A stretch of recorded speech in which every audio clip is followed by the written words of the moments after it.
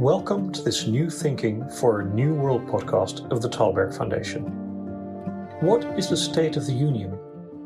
Has the American dream become an American carnage? The COVID-19 epidemic has laid bare many pre-existing fissures and deep distress in American society. Can the exhausted majority reassert itself through this crisis? Will the epidemic focus minds on a culture of competence and experience with regards to leaders and their teams, and more generally organizations? Scott Miller, a leading American corporate and political strategist, Joshua Steiner, a US business executive and investor, and Alan Stoger, the chairman of the Thalberg Foundation, discuss these and other questions in this podcast as they explore the potential impact of the current situation on longer-term trends shaping the US. My hypothesis is that the United States entered the age of COVID already in deep distress. Distrust of government, the opioid problem, stagnant wages, deaths of despair, kids living with only one parent, 2 out of 3 kids are not age proficient in reading. In other words, the American dream as nightmare. An alternative view is that the American dream is evolving from that traditional notion that you have to do better than your dad did to a situation where the dream is about the opportunity to do better, one that centers on liberty, on freedom, on nurturing community, one that is fundamentally optimistic. How do you guys see America? Not as much the coronavirus issue as underlying United States of America, the State of the Union today. Scott, do you want to start? Sure, Alan. Well, there are plenty of signs of distress, as you said, the suicide rate, the stagnation in the working class, middle class. I'm somebody who's studied change a little bit and believe in insurgency and love change. I love the molecules being in motion, and they're in motion now. I think we're in a great reconsideration. I call it the reset environment, in which I think people will reconsider almost every relationship with the people you're locked up with your company and your company's relationship with you, community, country, for that matter, and countries to other countries. All the countries are in lockdown too. So I do think there's a time for positive reflection. And I really agree with you that where the American dream was to do better than your dad. The American dream now is to be happier than your dad. And that's terribly important. There's a great piece of research from a project, I should say, called Hidden Tribes, that is part of a group called More in Common. And they have looked for a long time at the polarization in America. Polarization comes literally from being apart. Elites are as apart from most of us as anybody can be. So we kind of resent that distance, and we kind of resent the fact that they can make decisions, and we kind of assume that they are only taking care of themselves in those considerations that they make, which, in our polling that we've done for the last 10 years called We Need Smith, we found that about 84, 85, and you name your year, percent of American voters of all demographics and all political persuasions believe that an elite group of incumbent politicians in both parties, lobbyists, big banks, big unions, big business, big special interests, and big media in Washington only acts to protect their own power and prestige. Now, this has the further benefit of being true. So, people going for the axe handles and the pitchforks is not so unusual. What Hidden Tribes found, I was referring to their research, is that they see the great body of Americans, and I've seen this reflected in our research most recently, they call the exhausted majority. And they draw a map of America with a little peak on the left, little peak on the right, that, express the extremes of political diatribe. Unfortunately, those peaks have created the weather in the Great Valley, which is filled with the exhausted majority.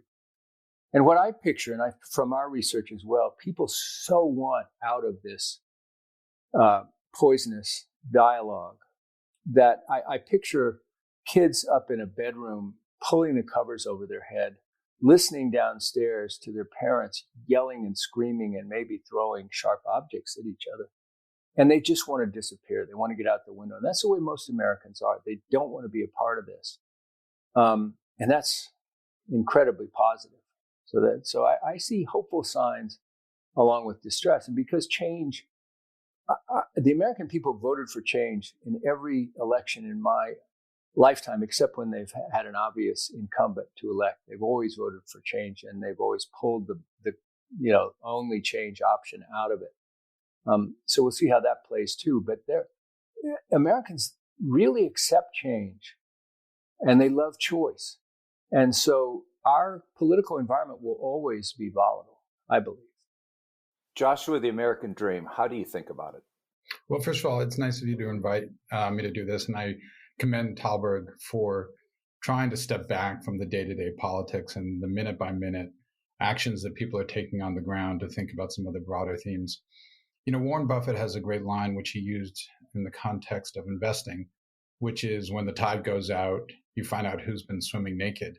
And I think to your point, Alan, there's a moment here where the tide has gone out and it's revealed deep fissures that Scott referred to in society, and also deep institutional failings. Unfortunately, our government has failed to protect us from this kind of environmental problem. And I'd say environmental in the sense of the virus permeating every aspect of our lives. It's revealed deep disparities in health outcomes for Americans, and particularly the suffering that's going on in the African American community due to a prevalence of underlying conditions that's caused them to have that problem. And it's at its core, and I think it's something that you both referred to, it's forcing people to make a choice which is really outrageous for a society such as ours, which is to choose between feeding their families and protecting their health.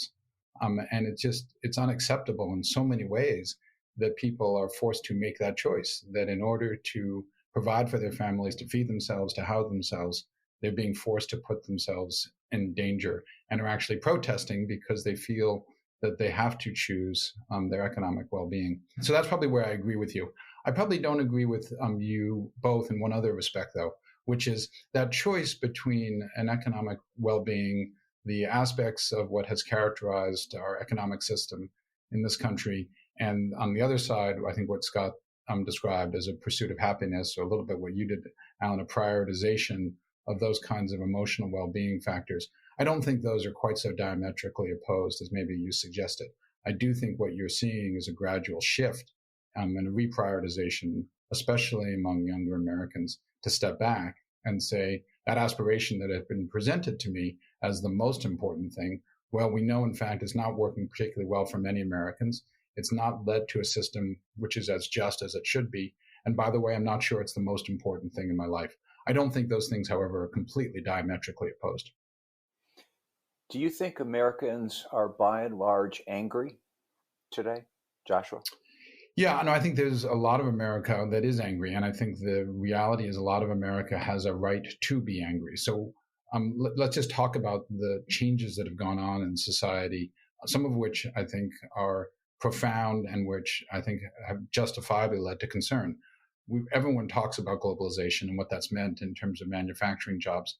I think most serious public policy experts, even those such as myself, who advocate ultimately for a lowering of trade tariffs and barriers and a greater harmonization across the world, recognize that that change took place way too rapidly for most Americans and without the kind of support that the government should have provided. Support in terms of not just retraining, but economic direct aid for communities that were hard hit about it. We made an assumption that by allowing China to join the WTO and encouraging them to do it, not just allowing them, that it would lead to them behaving better in the global marketplace. We were wrong in that assumption and we miscalculated. I think we underestimated the impact. So when people look at globalization, I think they are right to be angry because they were told that that globalization would ultimately lead to benefits. My belief is it will. And over time, my belief is societies do need to trade with each other and they should do it on a free market basis. But it happened way too quickly. And I think that was profoundly unfair. And similarly, if you look at educational outcomes, and I'll hear Scott's views on this, people look at the reports that the OECD puts out about where the United States ranks in terms of educational achievement. and we generally rank right in the middle of those rankings. What's much less reported, and I think profoundly more important, is actually when you break those down by demographic groups. If you look at Asian Americans relative to other OECD countries, we rank near the top. If you look at Massachusetts, and if you thought Massachusetts was a country instead of a state, it would be near the very top. Conversely, if you look at where African Americans score in those, they would be near the bottom of the OECD rankings. And that's a result of profound and deep historical injustice against the African American community, and we've done nothing to address it. So those are good reasons for people to be angry. I'm just picking two. Josh, I think you're right. There's an anger, interestingly, in 2016, when we did our national polling, everybody obviously saw this explosion of interest in energy and Bernie on the left and Trump on the right. We looked at it more like a circle where the Bernie proponents and the Trump proponents were very almost shoulder to shoulder in their dismay and anger and their sense of being left behind for different reasons and different issues, but very, very disgruntled. And it's continued to grow, I should say. The alienation from government has continued to grow.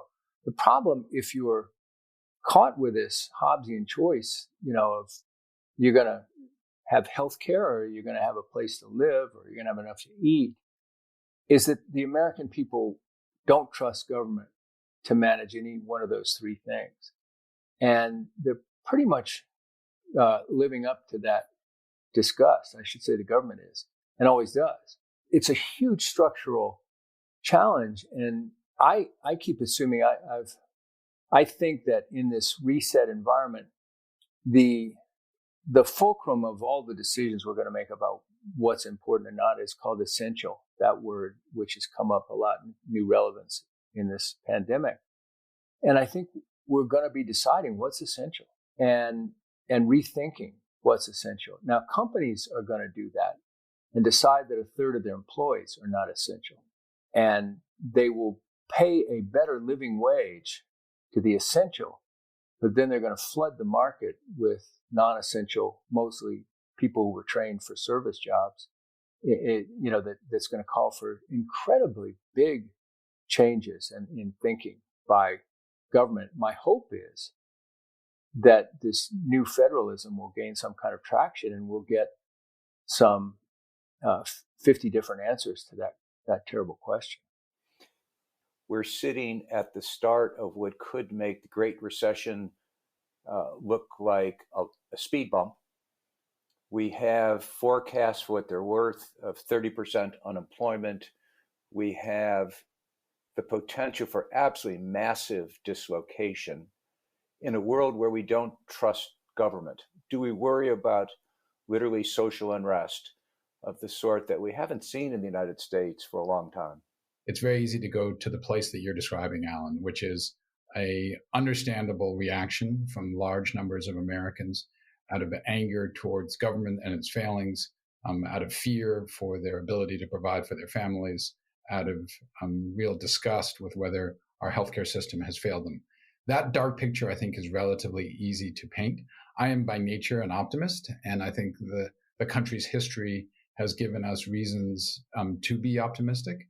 And so while that uglier side of what we all confront and the very real and profound problems that we face are worth discussing, I think it's also worth thinking about some of the things that may be cause for a slight bit more optimism. So what do I mean by that? Both at the federal and the state level, while I think we can all agree that their preparation for this pandemic was poor and the reactions to it have been at best spotty, there are aspects of the government's response which have been far more rapid and more comprehensive than anything that we've seen really since the Great Depression. If you compare it to the Great Recession and the amount of stimulus that the government provided, roughly $800 billion, we forget that, in fact, that bill failed for the first time when it went before Congress and only actually got passed the second time. Most economists would now say that while it was quite meaningful and give a lot of credit to President Obama and to Treasury Secretary Geithner, most economists, I think, would say that the stimulus was too small, that the country actually didn't arrive at a solution that was proportionate to the scale of the problem that we faced. In contrast, we're now discussing already the fourth round of stimulus that the federal government might provide. There are lots of reasons to be annoyed with exactly how it was structured. There are real inequities in terms of where it's gone, in terms of the companies that it's been provided to first. But nevertheless, it was a quite meaningful reaction on the part of the federal government. And then if you go to the state and local levels, we're seeing real signs of leadership from governors and mayors in terms of those responses, and a profoundly different approach to the expectations of what government's role in society should be.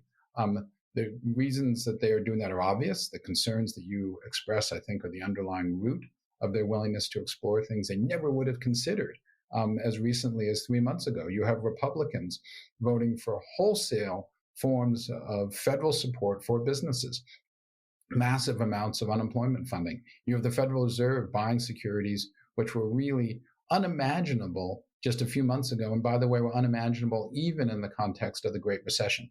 So those things that the federal government, state government, and local government are willing to do, the Federal Reserve are willing to do, I hope are signs, in fact, that we may be beginning to see some changes in attitude about the responsibility of government towards its citizens. Scott and Josh, you've both talked about state and local leadership. You've both talked about federalism. We are obviously a federal system, which most of the rest of the world doesn't understand. Would you argue, Scott, that the odds of federalism coming out of this strengthened, a new pact between Washington and the states, could be one of the upsides? A new pact between the states and the citizens would be important. And then, which would lead to a new pact between Washington and the states. I'm an optimist like Josh, maybe even more so. I really do have great hope. The American people are incredibly resilient. I interview people, and, particularly coming out of the 2008, 2009, 2010, 2011, and they would say, I'd say, how are you doing? They would all say, better than most. And I'd say, well, tell me more. Well, daughter moved back in with our son-in-law and their baby, and we're there. And I lost my job 18 months ago. My wife lost hers 6 months ago. But we're getting by, and we're doing okay. And I know one thing: I'll never work with a big company again. And I'll say, well, how much? Give me an idea. What'd you make last year? Oh, $25,000. And I would have no idea how to comprehend or deal with that, but they got by. And so there's a natural resilience. It's probably true in all humankind, but I'm certainly aware of it in America. So, and they have grit. And as Josh said, they have this ability to change. So people are moving very quickly to new options. They still don't trust government.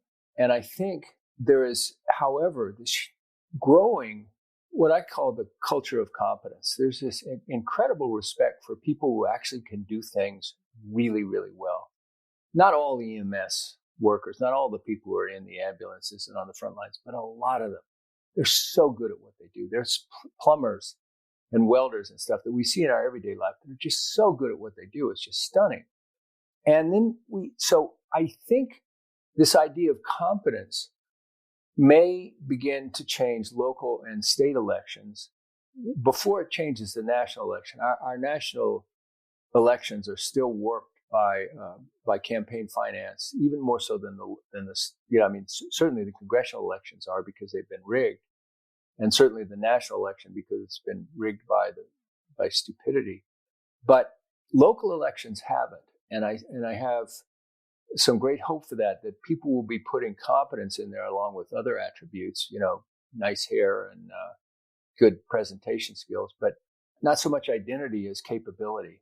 So I'm very optimistic about people moving in that direction, which then will say, if we had 50 Gavin Newsoms, I thought Gavin Newsom was I thought he was sort of a handsome game show host when he was elected governor of California. And he's done a very, very good job. Several governors have, and several haven't. And I think it's a great experiment to see 50 different kind of economic plans, maybe 400 mayors. I remember when the president pulled us out of the Paris, environmental accords, the global warming accords, 400 mayors stayed in, which meant America stayed in, like it or not.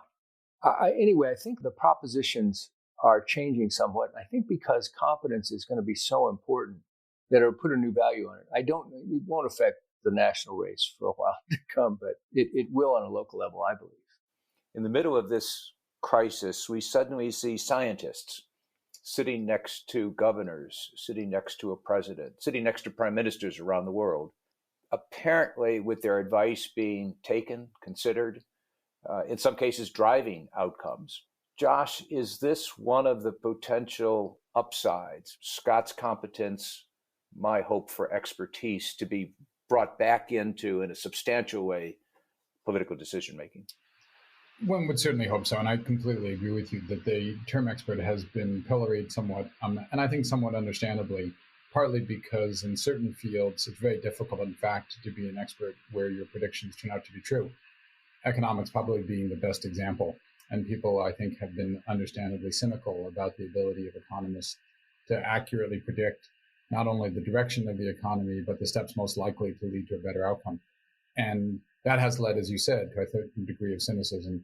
In the United States, we're characterized by an administration probably which has a higher degree of cynicism and skepticism about expertise than any in recent memory. So my hope is exactly to your point, that the scientists who were fired from this administration will ultimately find a home back in the administration and give them advice. So that would clearly be one potential upside associated with this crisis. I think there's another, though, and it goes a little bit to Scott's point.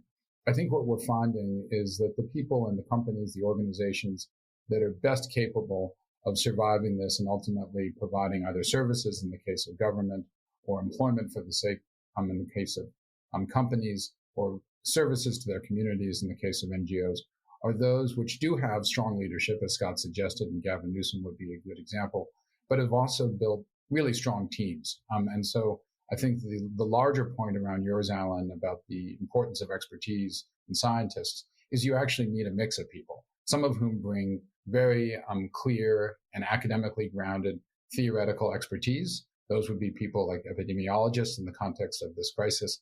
But you also need people who have the confidence of the leaders, have the ability to implement change, and who are very action-oriented. And it's that group of people who come from a diverse set of skills, ideally a diverse set of backgrounds, who are best able to handle any crisis. And I think that's one of the very clear points that were coming out of this. And the second one, I think I would say, in addition to the one that you made, is about the culture of organizations. That this is in many ways a very important test as to the strength of the culture of a company or an NGO or an administration. Those cultures which were built on very clear communication, where honesty is at a premium, where truth arrives at the desk of the CEO or the head of state, where people feel confident in their ability to express themselves and to work clearly with each other. Those are the organizations which are clearly going to come out of this in the strongest position. You can't work remotely and do everything over Zoom unless you actually trust your colleagues, have the ability to speak openly with them, the ability to understand their perspectives, and to create an environment which is inclusive about those different points of views. I think there's another positive, I agree with what Josh is saying, of exposing the public to these experts, the virologists, epidemiologists, and public health experts who are flanking the governors and mayors and thank God, the president. It is that we are exposing them to the people. One of the things that the Hidden Tribes research found, they looked at where people get their information, and obviously we get a lot of information from our peer group and who's around us.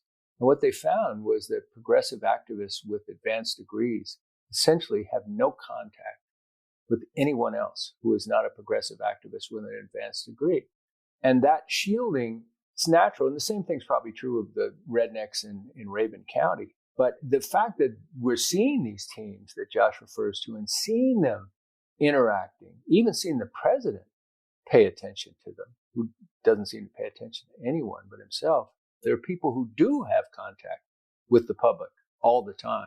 So they kind of know who's out there, which is great. So I think that's increased, Tony Fauci and Dr. Birx, Deborah Birx. It's great to hear them talk because not only are they experts, but they get it. They know what they can talk about.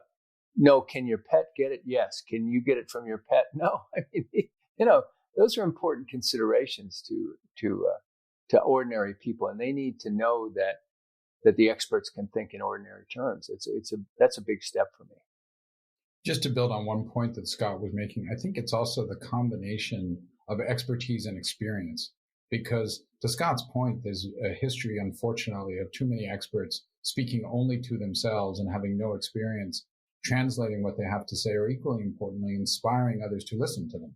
So Dr. Fauci's real skill here is not only his decades of knowledge, but his understanding of how administrations actually work and the motivations of politicians. There is no way he would be as successful if we had just plucked a leading epidemiologist or virologist out of a leading university and asked her to advise the president.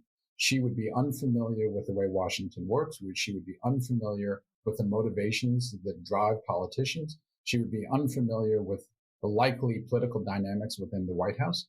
And as you said, the two leading voices on this are leading not just because of their technical expertise, but also their political expertise. And it's that marriage, I think, that's so important and so effective. Heretofore, we've lacked a shared national narrative for some time. It's how we get our information, it's social media, it is the multiplication of sources, it's the destruction of expertise. Now, all of a sudden, we have the same problem. We're looking to the same sources for information, mostly. Is it possible that we come out of this in a funny way with that shared experience, a bit like the wars, a bit like the Depression, that makes us more of a united people, more able to act together in coherent and indeed perhaps effective ways? Is there an upside to the pandemic in that sense? As I said before, I'm really an optimist and I would like to believe it. I guess on this point, Alan, I'm a little bit more skeptical. And I think of this, unfortunately, as a little bit closer to Vietnam than I do World War II. And what do I mean by that? There's a statistic which is directionally correct, if off by a little, which is, I think, more people from Roxbury, which is a low-income, predominantly African-American neighborhood outside of Boston, died during the Vietnam War than Harvard graduates did. And why is that indicative? It was indicative of the fact that the Vietnam War, among the ways it divided this country, is it divided it quite profoundly over race and over income. And as a result, people's perception of Vietnam differed. I think, unfortunately, the pandemic may have some of those same qualities. If you look at the impact of the pandemic by socioeconomic group, by race or ethnicity, I think the outcomes are going to feel quite different. And so as a result, I think it's more that the pandemic is highlighting a series of structural inequities that have existed. So when I have optimism about it, it's less that people look back and think to themselves, I went through this shared experience and I have a commonality with people, because I think people are experiencing this quite differently based on their economic levels, and more that the solutions to it and the ways we went about solving it as a result of this terrible incident are ones which are fundamentally and profoundly, hopefully, beneficial to addressing a series of problems that have existed for far too long. What worries you most that we might get wrong, and hence, if we think about it, we'll get it right? Josh? I'd probably just reiterate what I had said before, which is that if we think of this as an isolated problem, and we think of this as simply a failure to address a profound and important public health crisis, we are unlikely to come out of this as a nation stronger. We need to look back and think about what this pandemic has exposed about us. And then I agree with Scott's point, which is this is a moment for institutions, whether they are government or nonprofits or corporations, to think about what they have learned about their culture, their mission, the way they interact with other organizations, the way they treat their employees. And if they don't use this as an opportunity to evolve in some quite profound manner, it will be a lost opportunity and probably ultimately a sign of their failure. I guess my observation is those who are waiting to get back to normal are totally screwed. Those who expect a new normal will be behind the curve. And those who expect a new different will be the ones who have a chance. And I think the one area where the biggest change could be affected positively is education. When we begin to wise up about what a college education is and how we can educate people to be productive for themselves, to have stronger economic immune systems for themselves and their community and their family. Fortunately, at least as a country and enough people, we went into this rich. So we have a chance rethink in a positive direction. Education is the place I'd love to see it really addressed most. Thank you very much. Let's hope we're all right. And let's hope we're all right. Boom. Thanks, guys. Thank you for listening. Please check www.talbergfoundation.org for more podcasts, videos, and articles. And follow us on social media to stay tuned to upcoming events. This podcast was made possible with the generous support of the Stavros Niarchos Foundation.